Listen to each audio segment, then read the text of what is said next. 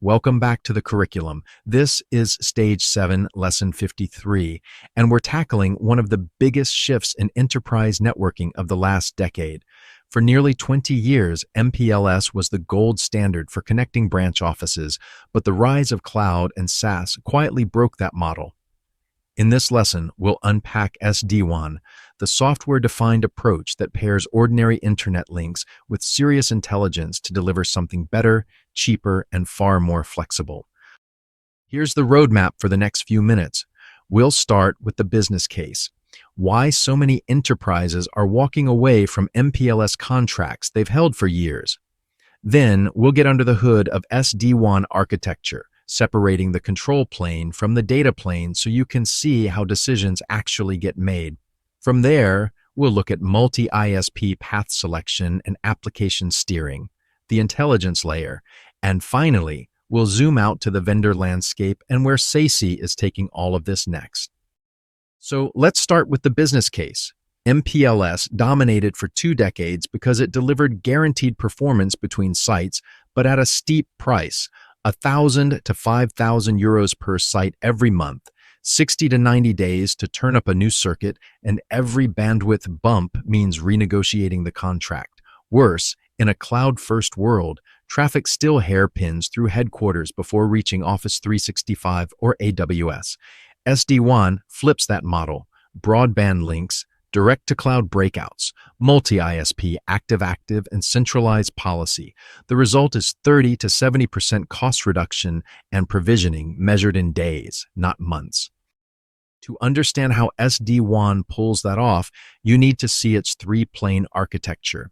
The management plane lives in the cloud. That's where you configure policies through tools like Cisco vManage or VMware's VeloCloud Orchestrator. The control plane, also centralized, is the brain that computes routes and pushes secure overlays down to the edges. And the data plane sits at every branch, physically forwarding packets. This is the classic SDN principle. Same idea as OpenFlow or NSX in the data center, now applied to the WAN. Central intelligence, dumb pipes with smart steering. Now here's where the magic actually happens. Instead of leasing one expensive MPLS circuit, a branch plugs into 3 cheap links, fiber, cable, and LTE, all active at once, and the SD-WAN edge decides per packet which path to take. Voice and Teams ride the low-latency fiber. Office 365 breaks out locally. The internal CRM tunnels back to HQ over cable, and bulky backups crawl over LTE where bandwidth is cheap. If fiber degrades, even just jitter creeping up, traffic reroutes in milliseconds with no user ever noticing. And that decision-making logic has a name, application-aware routing. It's really the killer feature of SD-WAN. Voice and video demand low jitter, so they get the cleanest path with forward error correction layered on top. SaaS traffic breaks out locally instead of hairpinning back through headquarters. Internal apps get an encrypted tunnel. Web browsing takes whatever's available. Backups grab the cheapest pipe, and IoT stays isolated in its own VRF. And the key word here is real-time.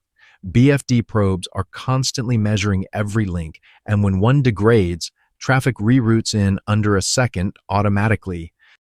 So let's put them side by side. MPLS takes 60 to 90 days to provision a circuit. SD-WAN lights up in days over commodity broadband.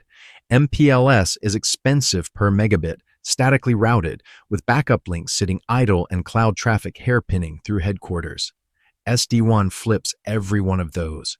Dynamic per-app steering, active-active load balancing, local breakout, rich visibility, and encryption on by default.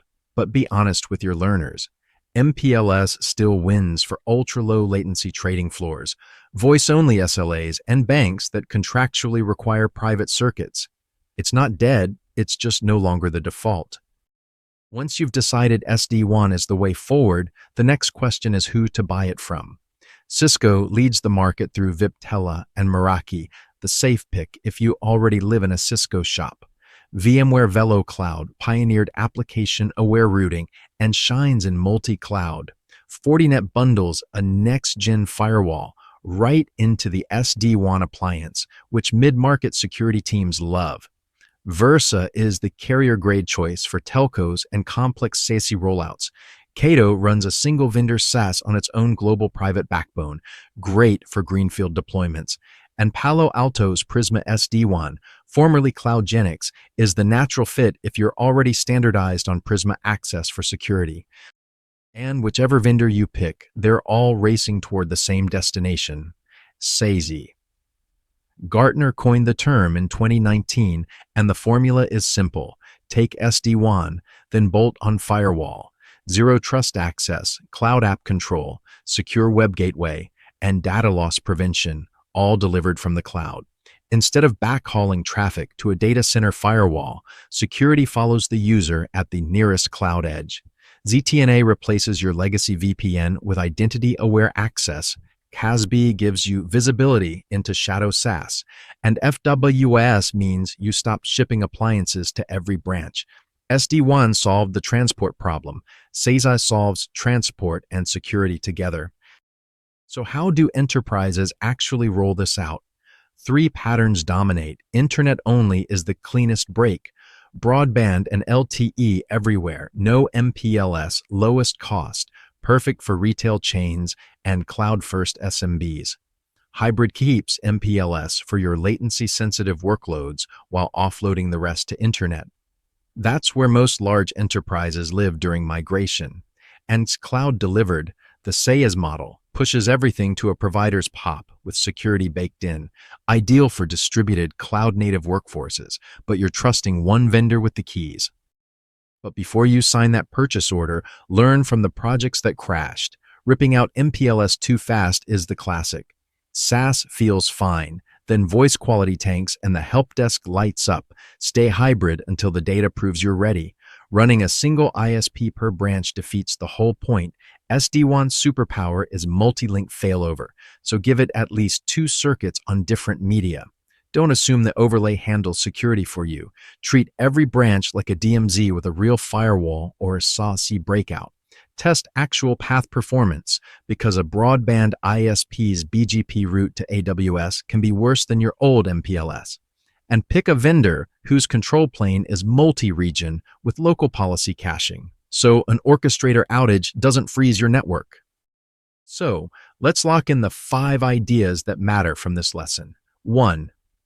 SD-WAN is just cheap internet pipes plus a central brain that's smart enough to replace or sit alongside MPLS. 2.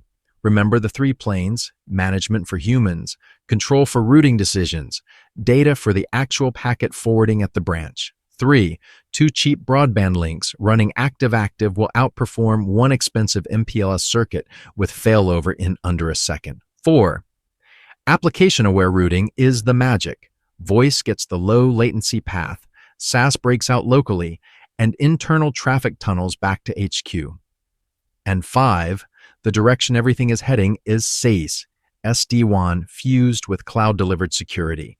That's your 2025 and beyond default. And here's your cheat sheet. Keep this one handy. SD-WAN gives you a central brain steering branches across an encrypted overlay, while the underlay can be anything: MPLS, Internet, or LTE. Active-active keeps every link working. Local breakouts send SaaS straight out the branch. And app-aware routing picks paths per application. BFD watches link quality in milliseconds. FEC repairs lossy circuits, and zero-touch provisioning means a new branch device just phones home and configures itself. And that wraps Lesson 53. Next up, we leave the wires behind entirely and look at wireless WAN, 5G, low Earth orbit satellites like Starlink, and private cellular networks reshaping how branches, vehicles, and remote sites connect. If this lesson clicked for you, hit subscribe over at youtube.com, Dargslan, and I'll see you in Lesson 54.